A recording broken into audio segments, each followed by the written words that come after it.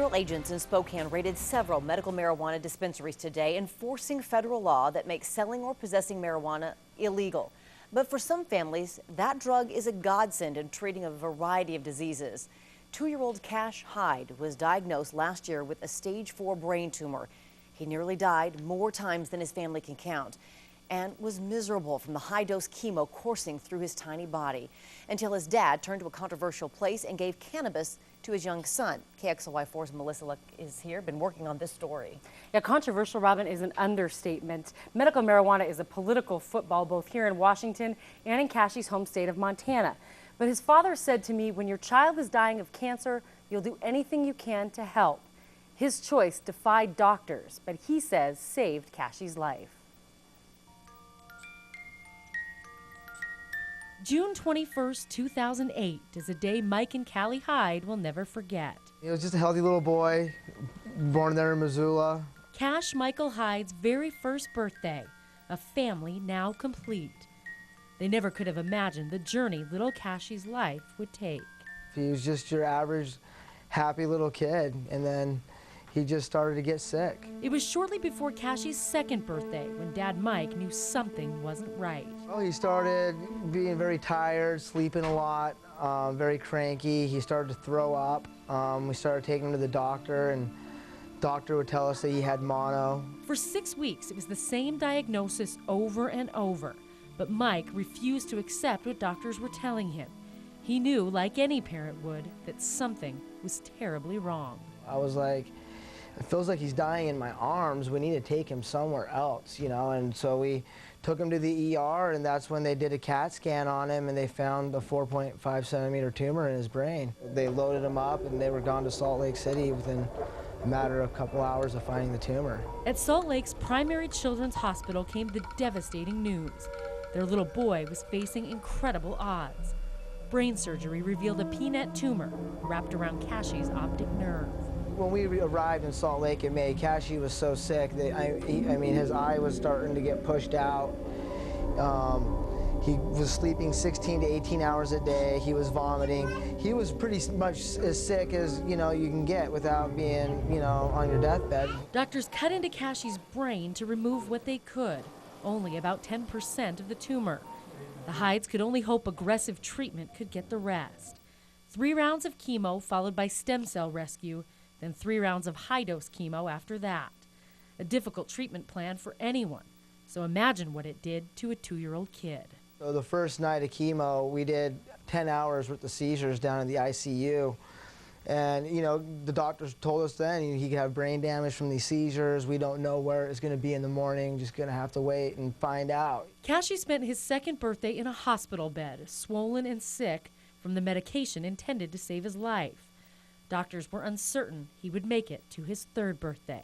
It's overwhelming, I guess, to say the least, and we had a lot of scary things happen in June. He got a blood infection, went into septic shock, went to the ICU, ended up coding, and they had to resuscitate him. I was standing like 2 feet away. I had to watch the whole thing. There was a lot of days we were getting told we weren't going to beat it. You know, you're not going to take him home. He is going to die. And those are the days where you really got to really believe. They believed and they prayed. High-dose chemo was killing his cancer, but it was making Cashy sicker than ever. He was taking 120 milligrams a day of 5 different drugs to try to make him comfortable. But that, Mike said, wasn't helping ease Cashy's pain. That's going to help get the tape off. I'm going to hold this, okay? By the end of September, he had gone 40 days without eating. He was vomiting 9 to 10 times a day. He couldn't lift his head off his pillow. He was literally laying there shivering in his bed. And the doctors came in, and I said, is there anything we can do for Cash? The doctors had no answers, so Mike found his own. Relief in the form of a controversial oil, cannabis, illegal for you and I to possess, and something Cashy's doctors wouldn't even discuss. Mike got authorization to give Cashy the oil, and without telling them why, he told the doctors to wean Cashy off the nausea cocktail. Inserted through Cashy's feeding tube, a tiny amount of oil replaced all those drugs.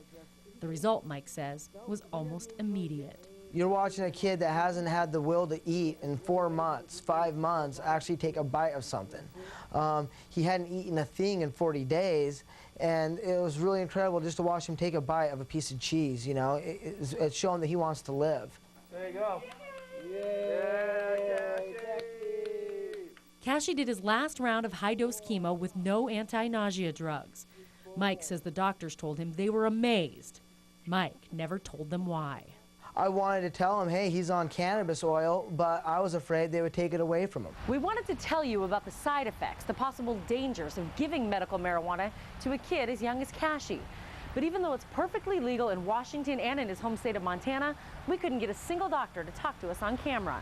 That's how we ended up here at the THC clinic in East Spokane. And I see a lot of folks, and they come in from all walks of life and say they receive benefit.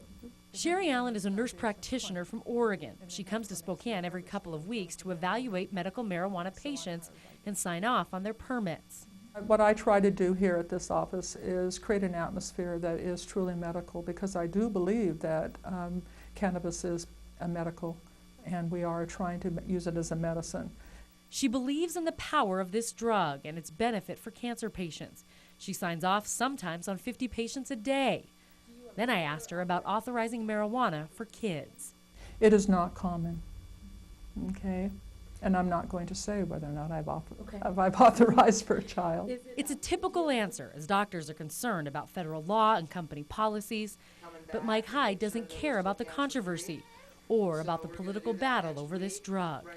He cares that his son survived and is convinced not only did the cannabis oil make Cashy feel better, it prevented long-term damage to his organs. For Mike, the living proof is in this vibrant 2-year-old boy. Yeah, it's very controversial, it's very scary, but there's nothing more scary than about losing your child. A week after we did this interview, Cashy was back in Salt Lake for scans, finding out he's cancer-free. He's back home in Missoula, back with his family, back to teasing his big brother Colty.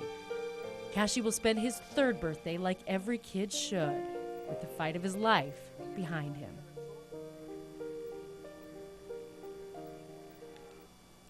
And the state of Montana estimates that of the 28,000 medical marijuana patients in the state, 51 are kids under the age of 18.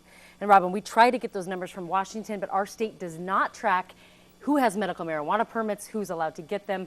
It's just simply not tracked, so we have no idea here in Washington. And after today's raids, we kind of understand that it might be even longer before we have any more answers. That's right, and that's something that we talked to the Hydes about at the time. We did this interview a couple of weeks ago, and that's the one thing Mike said, whether you agree with it or not, every time they take down one of these dispensaries, there might be a kid or someone in a hospital somewhere that depends on it. So everybody involved just wants the government and the jurisdictions to just get it sorted out.